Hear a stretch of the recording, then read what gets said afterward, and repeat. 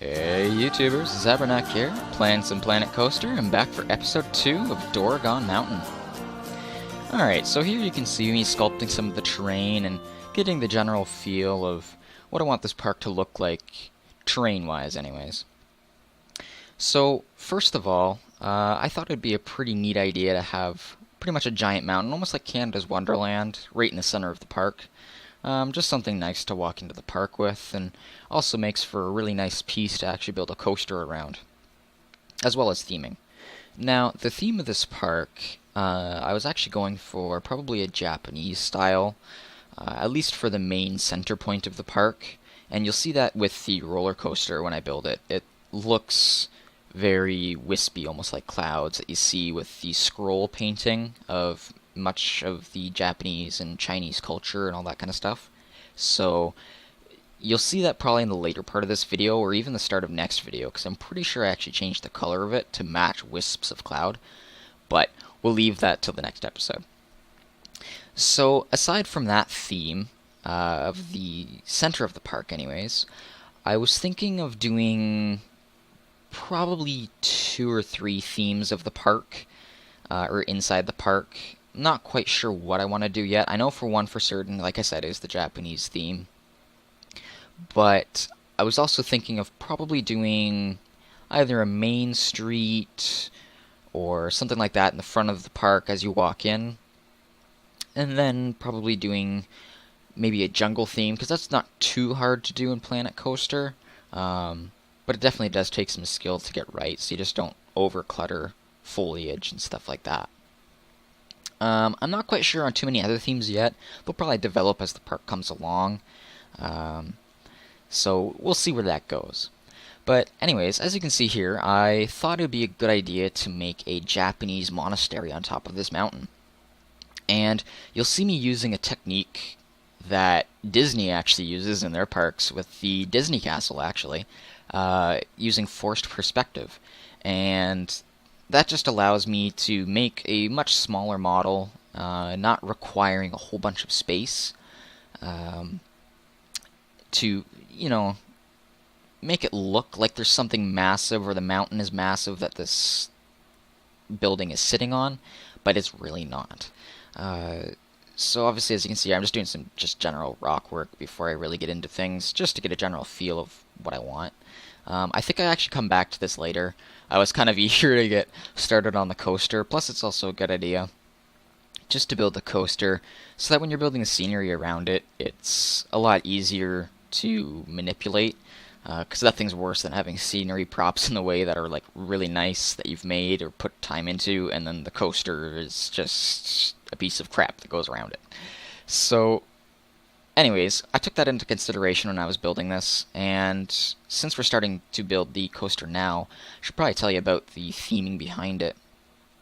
And obviously, as you know, the theme is Japanese, but the coaster itself, I actually wanted to depict a Chinese or Japanese dragon that you normally see on the scrolls or calendars or whatever it is that you have. And this is actually one of the first coasters where I've implemented 2 lift hills in the same coaster, just because I have to get that turn in to get it to come around the mountain. Just because I wanted to hide that chain lift, because it's pretty unsightly, in all honesty, to see that from the front of the park. So if I could hide that, which I actually did really well, I was really happy with how it turned out. It's much more pleasing to the eye, and it actually makes it a little bit easier to design the coaster, because I don't have to worry about a lift hill being in the way. So, as you can see here, I just thought I'd add a corkscrew in to give you a bit of speed before you came out or exited the mountain. And in doing that, it actually almost adds to the ride as you come out and you just get launched over the brink, so to speak. And obviously just smoothing this out, because this is pretty much the finished part of the coaster, so I don't have to worry about it. I think I did a test here. So this is about the only thing you'll see of the coaster at this point in time, because everything else I'm going to hide for you guys before the coaster is completed. But anyways, yeah, so I'm just starting to design the coaster here, and what I look for in a coaster is a lot of airtime. I absolutely love airtime on a coaster. Um, that and positive G's. Now here is um,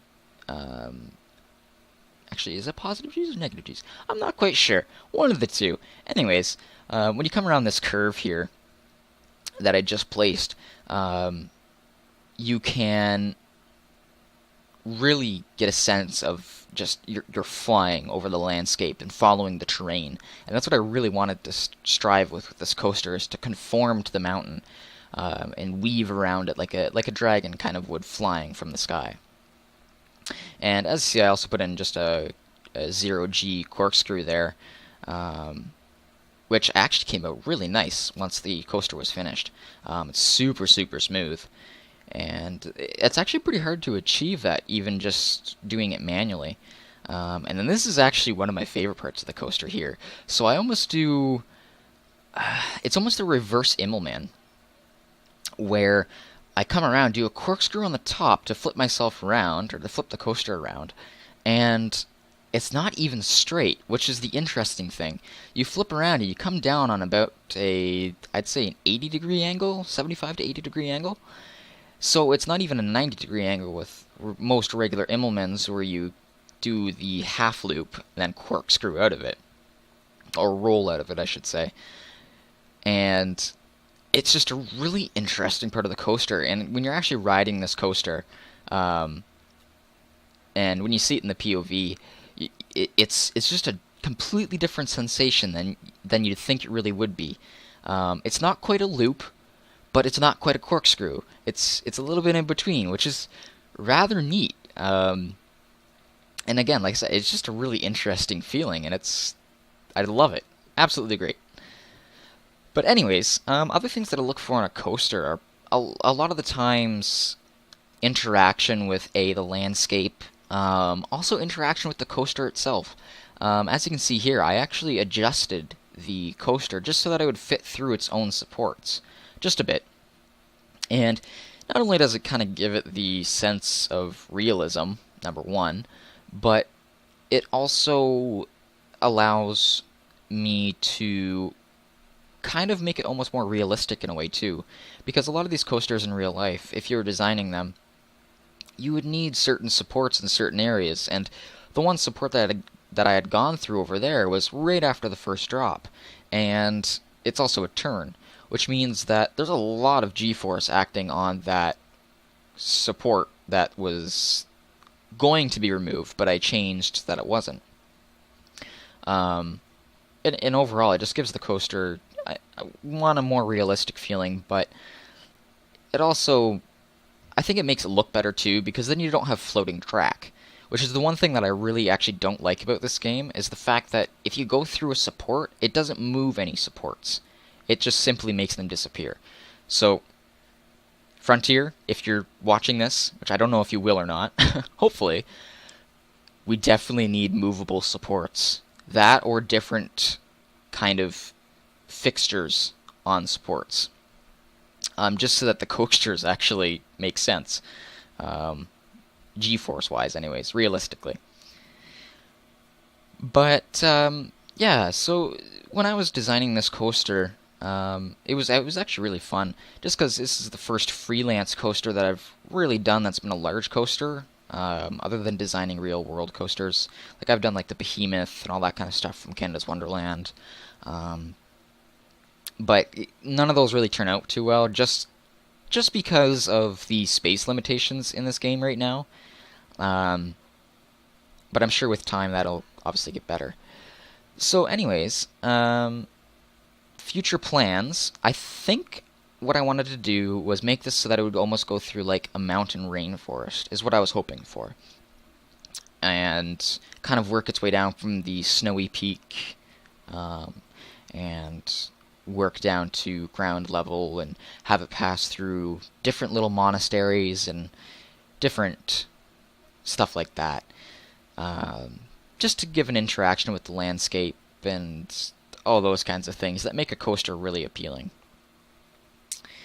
And anyways, in the next episode, I believe you'll see me actually start working on the Japanese monastery up there on the mountain.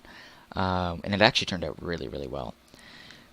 But I'm just about out of time here on this time lapse, so I will see you guys on the next episode of Planet Coaster. Alright, this has been a Let's Play with Zabernack. Zabernack out.